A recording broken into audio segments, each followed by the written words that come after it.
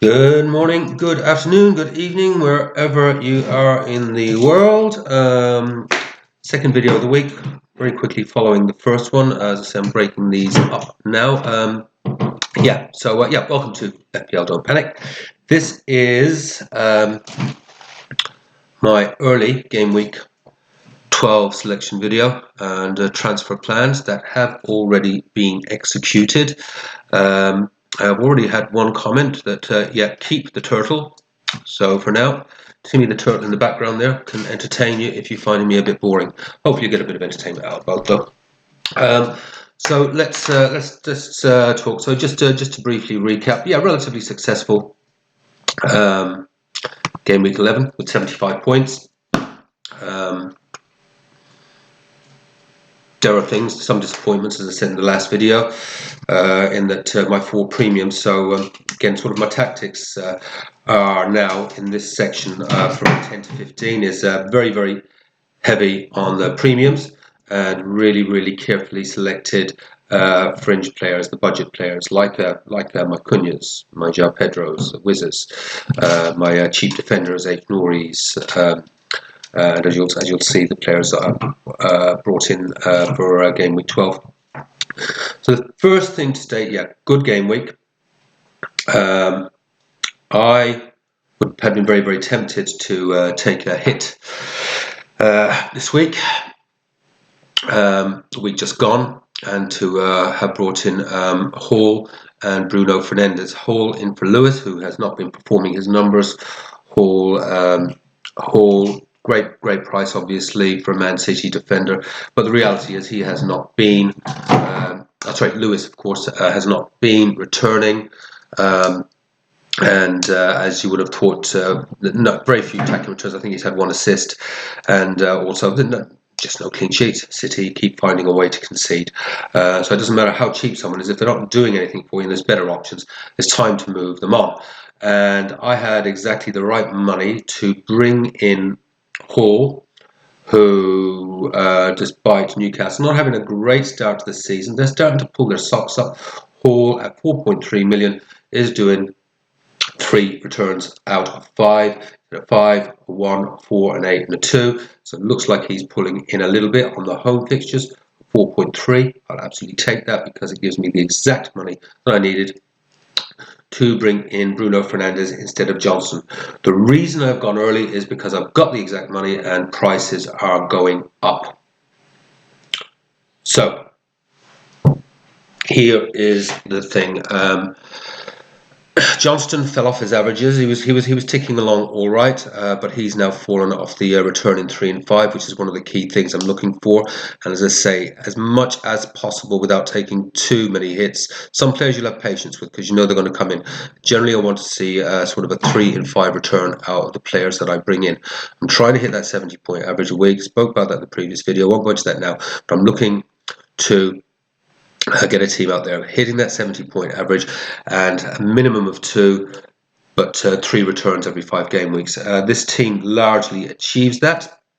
I've definitely been on the up over the last 2 or 3 game weeks after I did remove some of the deadwood. I took some hits to do it, but I've had a big upside on those hits I've taken, and currently in 666,000, and that's been a rise from 1,250,000 just 3 game weeks ago. So the restructure has worked. I'm on the up, and as I say, there's just such a small difference now between sort of where I'm at and sort of cracking that top 100k. Hoping this team might be able to get me into the top 500k by the end of game week 12. It is largely away fixtures though, and there is a big difference between home and away fixtures. But quickly running through it. I have still got Henderson in goal. His last 5 game weeks 3-3-8-2-2, not hitting his averages. He is a disaster. But what are the other options? I have to. There's not a big upside on transferring keepers. Anana, I would like to go there, but I don't really. The way I have structured my team, I don't have the budget for it. Henderson stays. We're looking at it on a wild card, maybe sometime after game week 21, unless that's it. And I've got a bench option now as well, albeit Fabianski, West Ham, which isn't really that much better. But maybe I'll just start playing him on the fixtures. And it's a shame I didn't put Fabianski in previous game week, and I had a big upside on it. Anyway, that's fine. Henderson stays, not hitting his averages. I like to try and get 4 points per game week average out of a keeper. Not going to be happening with Henderson. He's hovered there once or twice, but yeah, not so good. Gavardio will stay for now. Definitely hitting. I like to see if I can try and get defenders in there that are hitting a 5 points per week game week average. Gavardio, for all of City's faults, he is absolutely doing that. 1, 10, 9, 7, 1. Take that lot divided by he's doing beautifully. Shame about the blank class this game week just gone. It's all right. He stays. We'll keep monitoring the situation. Hopefully, City starts to get an upturn in fixtures soon. But if they don't get a clean sheet, there's always a decent chance that he will bang in a goal. And Tottenham at home. Don't fancy the clean sheet, but I do fancy a return. Next up, Gabriel, way off his averages. So it's at 2, 1, 1, 2, 2. So it's at 2, 3, 4, 5, 6, 7, 8. Oh my goodness me, he's down on less than 2 points per game average. Going to keep the faith on this one. They have a fixture turn. The next 4, 5, 6 game weeks for Arsenal are pretty good. There's always a chance he'll get his head onto something. They have had atrocious injuries, as we know. So let's keep our fingers crossed that he will actually start to do something for me. Fixtures are good, yeah, won't take too much. He was fantastic at the start of the season. We've got Odegaard's back. I think Declan Rice. Did he take a knock at the weekend as well, though? That's a possible doubt. But some great fixtures coming up. I think Arsenal will start to get things back on track. The player that I have brought in, Lewis is gone. I brought Hall in for 4.3 million. That has saved me a few dollars. Hall average is nice for a 4.3 million defender. 5, 1, 4, 8, 2. So what's that? 6, 7, 8, 9, 10, 18, 19, 20. It's not quite 5 points, but for a 4.3 million defender, an average of 4 points per game week, that'll do me nicely. I'm not going to do the maths on all these, by the way. Just as a rule of thumb, I like to see if I can get 4 points out of my goalkeepers, 5 points out of my defenders, 6 points out of my midfielders, and 7 points out of my forwards. As an average. Now, some will do better game weeks than others, but it's just working the averages as a whole and then putting that into metrics then to sort of get an idea where I think it's going to land based on their averages over the previous 5 game weeks that they have played. Salah. Fantastic, yeah. Listen, that was the best thing I did a few weeks ago. Just getting off that Haaland wildcard draft that was proved a disaster and had massive damage on my game week. Salah, 3, 12, 10, 9, 14. Do the math. It's fantastic. Just keep doing what you're doing, Mo. Loving it. Captain's armband will be on you more often than not. But with my strategy, part of my strategy was once I built up a bit of budget, was sort of in this game 10 to 15 to be very premium heavy, particularly in the midfield areas where I think the biggest points come from. So you can see very, very premium heavy. So got Palmer. Palmer has fallen away a little bit the last couple of game weeks, but Palmer is a flat track bully. Very, very easy to see the teams he absolutely holds against. He'll pick up good returns, against your Man United, against your Spurs, against your mid-table teams, your Bournemouth, your Crystal Palace. But he is a flat track bully. You put him up against an Ipswich or a Leicester or a Southampton, etc. It's 2, 3, 4 returns in a game. He achieves that. He's done 4 returns last season on a number of occasions, I think, and 1 already this year. Absolute essential. He's on a 6-2, 10-3-2, so his averages have fallen down a bit the last couple of games. Chelsea are having a big fixture turn now. So next game, Leicester away. Absolutely, he is a captain option for me, I have to say. Going to put Port into that over the next couple of game weeks. Then I've got Mbeumo. He's a home merchant. He is capable of scoring against anyone, even away from home. But there is definitely a home and away pattern has emerged. I'm still very, very happy with him though. 8, 2, 15, 3, 5. It's a return every second game. And sometimes, he can actually come in with sorry, it's an 8-2, 15-3-5. Those are great returns from particularly at his price point. He may not be quite a premium, but he's damn near as good as a premium. And there may be potential to rotate him some points in the future, maybe for some of those more difficult away games. But very, very happy to have him. Going nowhere, maybe about game week 15, 16, when there's a fixture turn for Bournemouth, for Brentford, I should say. That might be when we start to have a look at it. Saka is someone that has also fallen off a little bit the last couple of game weeks. Average is still not bad, though. 3, 16, 9, 2, 2. And as I said, in relation to Gabriel, same applies to Saka. Fixture turn, Odegaard back, going to make such a big difference. Rice holding that midfield again. I can see him getting back on track. And as I say, great fixtures coming up. Nottingham Forest at home. Forest defence is not bad. I don't see a big hole there, but I can't see Arsenal not scoring 1 or 2, and he'll get an involvement in at least one of those, I would think. Now, the big hit, and this is the one I wish I'd done. I wish I had done the whole Bruno Fernandes hit this week. Obviously, Bruno, I said, if you look back at previous videos, I had Bruno in my very, very original team.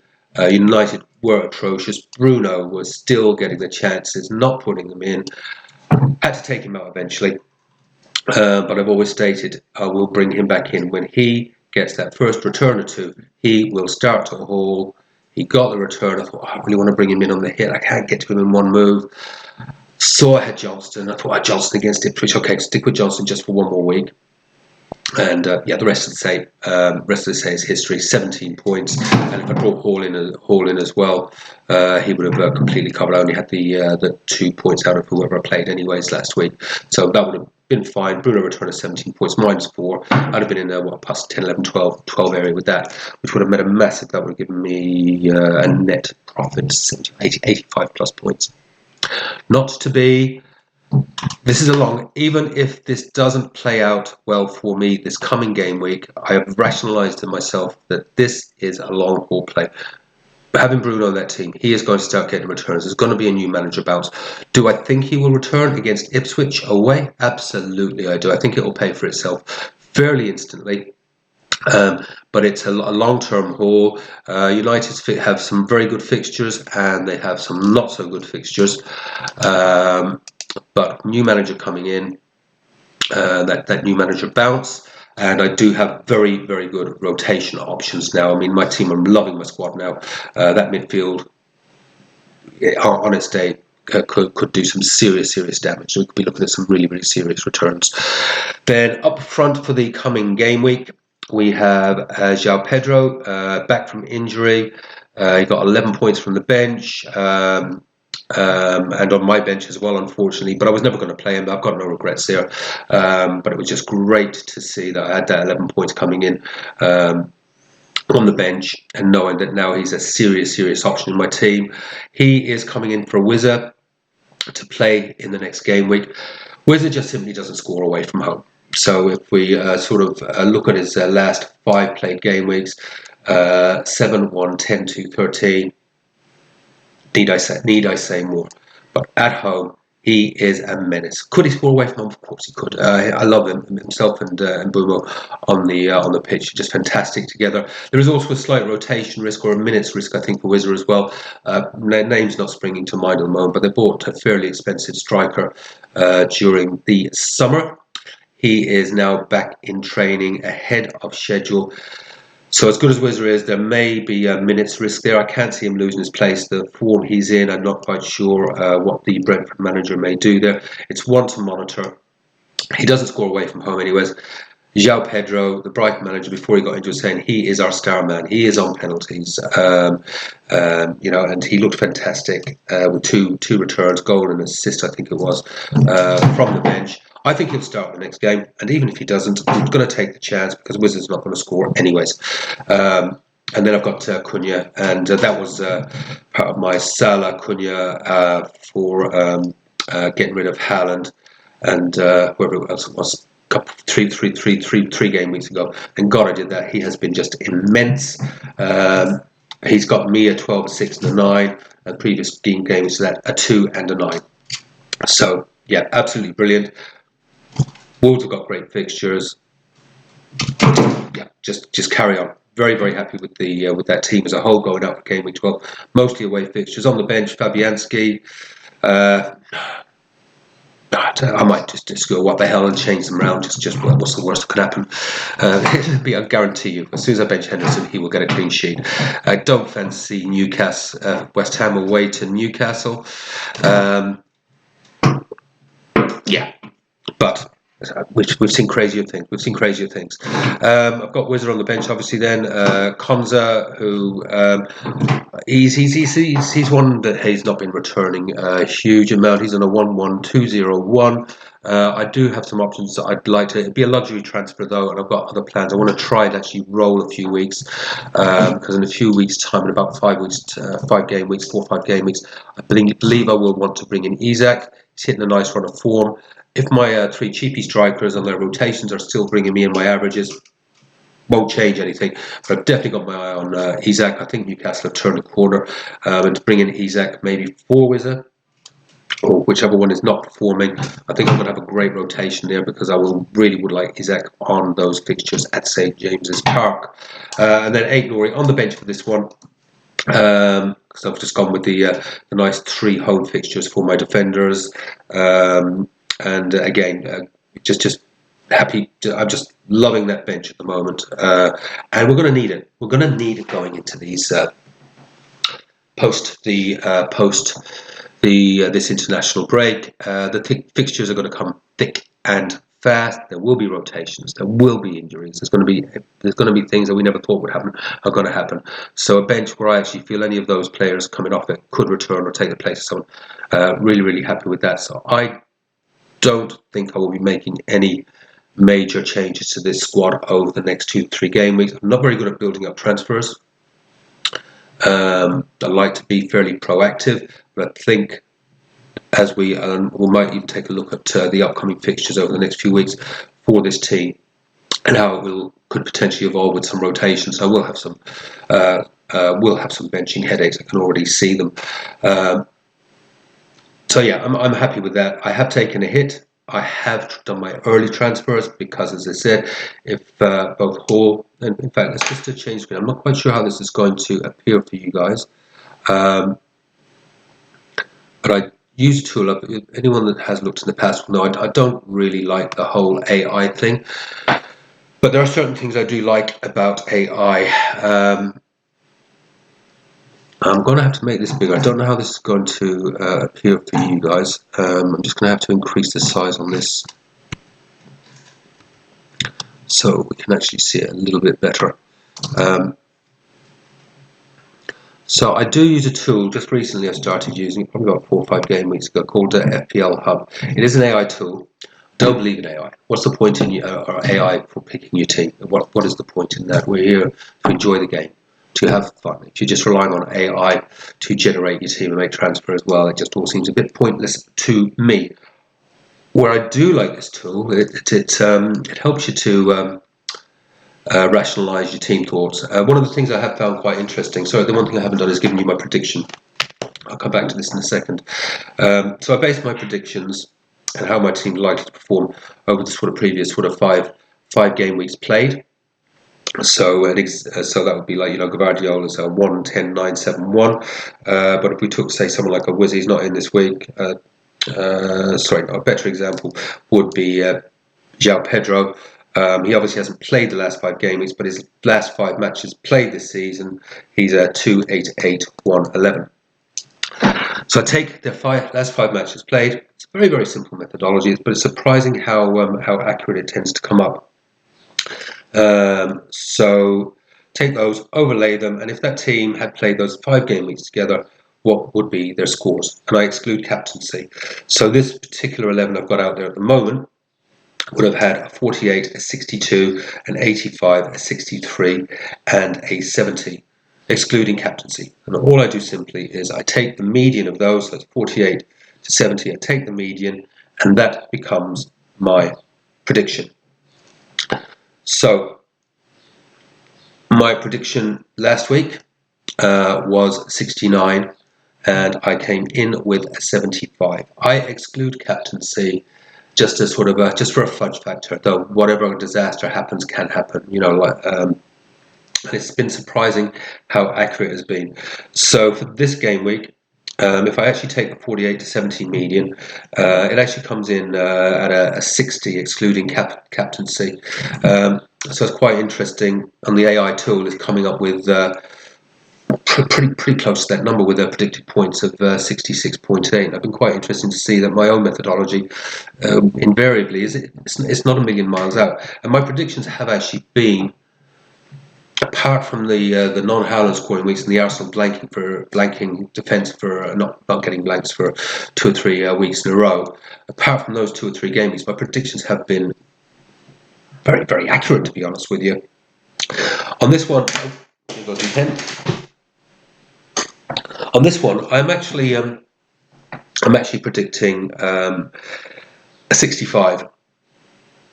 And the reason for that is there is an anomaly week there, which was that week of 48. I'm actually taking my medium into that 62 to 70 area. The reason I'm excluding that 48, it was a bit of an anomaly week. I mean, it was just a disaster week. I think my actual team I had out at the time, I only got about 30 odd points.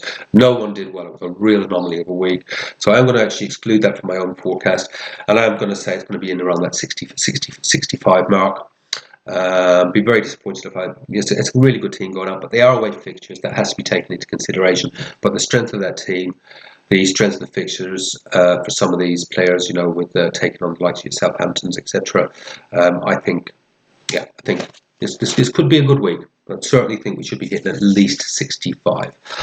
Okay, I'm going to. This probably didn't look that great on the screen. I didn't even see it.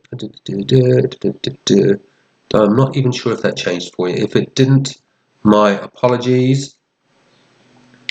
I'm still just going to go with it, because I don't want to be re-recording. Yeah, so that is the team as it is going to go out. I am hopeful of a decent week. Bench may change 1 or 2 of my bench players in, but I think that's about as strong as it can go out. I think that's about as strong as it can go out. The fixtures going forward are very, very good. I don't believe I'll make any changes. I'll probably take a more detailed look at the FPL Hub fixture ticker, as they say, so you can see where I'm going to have some of those rotations sort of going forward. But for now, that is the team taking the hits. A nervous way through all the international games. Timmy the Turtle is going for it in the background there. Yeah, so hopefully one of us entertained you. Anyway, thank you very much. The videos are a little bit more professional now. There's still a long way to go, but if you did get anything useful out of this, please hit subscribe, hit like. I'm doing it very, very much, honestly, to keep myself on track, because I am a very reckless player, and this is sort of helping me by doing this on a weekly basis, helping me to have at least some sort of a foundation of order, and not taking 4 or 5 player hits like I was doing last year. It was very thoroughly enjoyable, but until it was post-game week 21, I think, when I started just to actually play a little bit more sensibly, and realised, hang on, if I play this way, do this sort of methodology as I've shown you here, which is relatively simple at the end of the day, but it keeps things nice and on track, and it gets some sort of a pattern going, and averages are averages. And I did used to work for an analytics company, and it's funny, patterns can be found in chaos. At least I hope so. Okay, thanks very much. Enjoy the rest of your weeks. I will be back maybe next week, and I might do a review of the player that is currently at number 1 in the world, where the average for the number 1 in the world is now down to 75, as I often say. That is the winner will basically finish between 70 and 75 points. So I'm getting anywhere close to that 70-point average. We should be getting that 100k finish. Thanks very much. So yeah, in the meantime, as I always say, have fun. Play your own game. Don't let AI play it for you. There's no fun in that. And but above all else, don't panic. Thanks very much, folks.